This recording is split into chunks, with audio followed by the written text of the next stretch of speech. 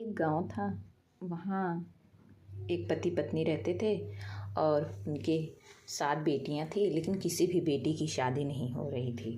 वो बहुत ही परेशान थी। मतलब अपने पति से कहती थी यहाँ जाइए वहाँ जाइए, देखिए किसी से कहिए तभी तो कुछ होगा, लेकिन हो नहीं रहा था। एक दिन पत्नी ने अपने पति से कहा कि ऐसा है, हम लोग को कुछ करना चाहिए, किसी को दिखाना उखाना चाहिए। तो पति कहे ऐसा नहीं है, जो संजोग किस्मत में होगा वो हो ही जाएगा, इतना क्या परेशान होना। 7 बेटियां बड़ी हो गई थी, उनकी सबकी शादी हो रही थी। 7 बेटी कहती थी पता नहीं क्या है, हम लोग का कुछ हो ही नहीं पा रहा है, मम्मी पापा कितना परेशान रहते हैं। तो फिर एक दिन वो स्त्री जा रही थी, देखी रास्ते में औरतें, एक गांव था वहाँ, उधर रास्ते में से जाते हुए जा रही थी। वहाँ कुछ औरतें पूजा कर रही थी। कही कि तुम किस देवी देवता का ये पूजा कर रही हो?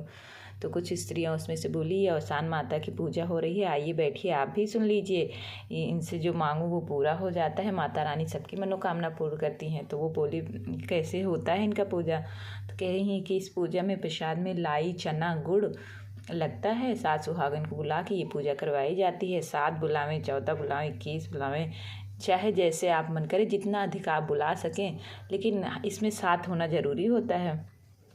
कहीं ठीक है। फिर वो बैठी, कहानी सुनी, प्रसाद ली, चली गई। इसके बाद घर जाके गई तो अपने पति को बताने लगी कि आज हम जा रहे थे, वहाँ एक गांव मिला था, वहाँ ऐसे ऐसे कुछ स्त्रियाँ बैठ के अवसान माता की पूजा कर रही थी।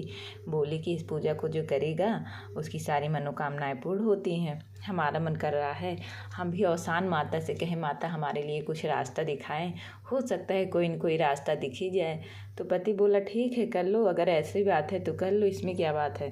तो सुबह सुबह वो अपने पति से कही आपकी बृहस्पतिवार को आप जाना, सारा प्रसाद लेके आना, तो हम औरतों को बुला के ऐसे करेंगे। तो भी गई अपने गांव को औरतों को कहीं, दूसरा बृहस्पतिवार आया, अपने पति से कहीं जाइए आप प्रसाद लेके आइए, अपनी बेटियों से कहीं बेटी सारी तैयारी कर देना, और जो है आज हम पूजा करेंगे। बेटियां कहीं जय माता जी। इसके बाद जो है वो 7 सुहागन को बुलाई, 7 कोरा लगाई, सबके भाई वो जो कहानी सुनी थी, कहानी किस्सा सुनाई, और सबको प्रसाद दी, खाना दी, नाश्ता कराई, और सब खूब खुश होके गई भाई कि आज इतना दिन बाद इनके यहाँ पूजा हुआ है, अवसान माता का पूजा हुआ है, उस गांव में नहीं होता था, अब हम लोग भी ऐसे करेंगे। वैसे वैसे सबसे वो सब पूछी कि कहाँ जानी है आप, कैसे सुनी? तो वो बताने लगी कि ऐसे ऐसे हुआ था, ऐसे हम गए थे, तो फिर हम कहे हम करेंगे, तो ये हुआ ठीक है। तो उसमें से कुछ स्त्रियाँ बोली अरे हाँ ऐसा नहीं होता है, कोई बोली नहीं होता है, मतलब जितने मुँह थे उतनी बातें हुई। इसके बाद 2-3 बृहस्पतिवार बीता ही नहीं कि उनके बड़ी बेटी की शादी तय हो गई, दूसरी बेटी की भी, तीसरी बेटी की, मतलब एक पे एक मतलब एक एक रिश्ते आने लगे, और वो लोग समझ ही नहीं पा रहे थे कि कैसे करें, क्या करें, एक एक बार इतनी बेटियों की शादी कैसे करें, 7-7 बेटियां हैं।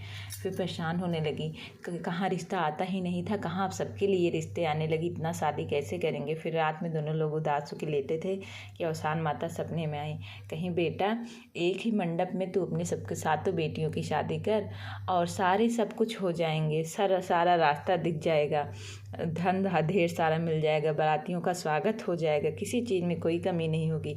बस बारात वाले दिन सुबह होते ही अवसान माता की पूजा करवा लेना, और सब बारात आते ही अवसान माता का नाम लेके फिर खान पान शुरू कर देना, सारा काम अपने आप हो जाएगा। और मन ही मन याद रखना कि माता रानी हमारी इज्जत न जा पाओ, इज्जत बचा के रखना। तो दोनों कहे ठीक है। इसके बाद एक ही साथ 7 बेटियों की शादी मान लिए। 7 बेटियों की जब शादी मान ली तो कुछ लोग इधर उधर बोलने लगे, अरे अब तो इनकी बेइज्जती होगी, पता नहीं किस पे शादी मांग लिया है, ना ही उतना खाने के हैं ना ही पीने के हैं, 7 बेटियों की शादी एक बार करना। लेकिन ये लोग ऊपर से घबराते थे, लेकिन अंदर ही अंदर सोचते थे कि माता रानी आशीर्वाद दी हैं, हो जाएगा। फिर सब लोग कहे चलो देखते हैं कैसे 7 बेटियों की शादी करते हैं। तो पत्नी अपने पति से कही डर भी लग रहा है, कहा नहीं माता रानी को याद करेंगे सब सही हो जाएगा। फिर जिस दिन शादी रखी गई उस दिन बृहस्पतिवार दिन भी था। सुबह सुबह अवसान माता का भाई पूजा करवाई, 7 सुहागन को बुलाई, पूजा वूजा हुई, शाम होते ही बारात आने का टाइम हुई। मन ही मन औशान माता को सब लोग याद कर रहे हैं, माता रानी जितना जा पाए, माता रानी कैसे क्या होगा। औरत जाती है, कहते हैं घर में कुछ है नहीं, बारात आने का टाइम हो रहा है, कैसे क्या होगा। जहाँ तक हम लोग हैं इतने में तो 2 ही बेटी की शादी हो पाएगी। तब तक पति कहता है अरे सब सही होगा, हमको बस माता रानी विश्वास है, तुम भी विश्वास रखो। कहती है नहीं विश्वास तो है ही, लेकिन होगा कैसे। तब तक छोटी बेटी खुद तेज से पीछे से कमरे में चिल्लाती कहती है माँ माँ आओ देखो ये क्या हो गया। फिर दोनों लोग जाते हैं, देखते हैं तो सातों बेटियां अपने आँख से देख रही हैं कि उस कमरे में ढेर सारा खाना पीना आइटम रखा गया है, ढेर सारा गहना कपड़ा साड़ी। मतलब दोनों लोग देख के चौंक उठते हैं और मन ही मन औशान माता को मतलब प्रणाम करते हैं। कहते हैं माता रानी आप जैसे मेरा उपकार की, जैसे मेरा साथ दी, ऐसे साथ दुश्मन का भी साथ देना माता, आप धन्य हैं। दोनों लोग माता को याद करके जाते हैं मंदिर में, सर झुका के रोने लगते हैं। और माता कहती हैं बेटा ये रोने का समय नहीं है, ये तेरी बेटियों की शादी का समय है।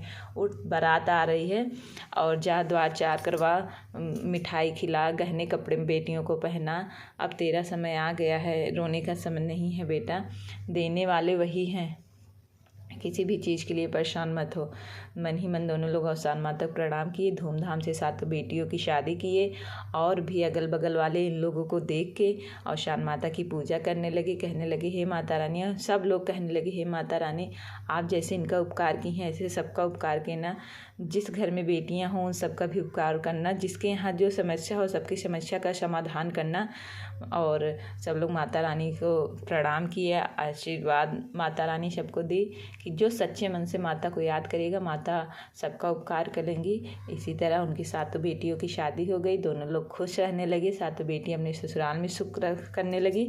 औशान माता की कथा समाप्त हुई। बोलो औशान माता की जय।